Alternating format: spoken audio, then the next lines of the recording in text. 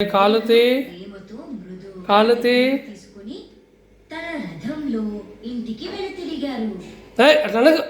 మరుసటి రోజు నుంచి కుందేలును అతి గారాబం చేశాడు. తలనొస్తుంది నాన్న, వెళ్ళినా తనతో పాటే తలనొస్తుంది.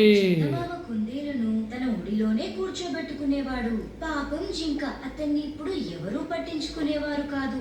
చందమామ కుందేలును ఎంతగా మా నాన్నమ్మ ముద్దు పెడతా, నేను ముద్దు పెడతా ఎప్పుడూ తనతో ఉంచుకునేవాడు. నానాగా ఊరుకునేవాడు. ఒకరోజు రథం లాగి అలసిపోయిన జింకకు చాలా ఆకలేసింది. అతను ఉద్యానవనంలోకి వెళ్లి పూరేకులను తినడం ప్రారంభించాడు. నువ్వు తింటున్న పూరేకులు ఎవరికి సంబంధించినవో తెలుసా? జింక తిరిగి చూసి ఆశ్చర్యపోయింది.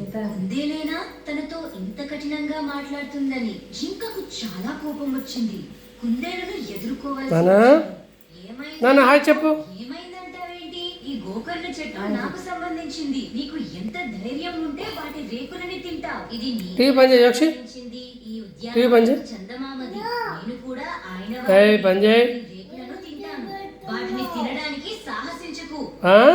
ఒక్కటి లాగి పెట్టి కొడతా. ఎంత ధైర్యం ఉంటే అలా అంటావు? నా కొమ్ములు చూడు. ఇదంతా చంద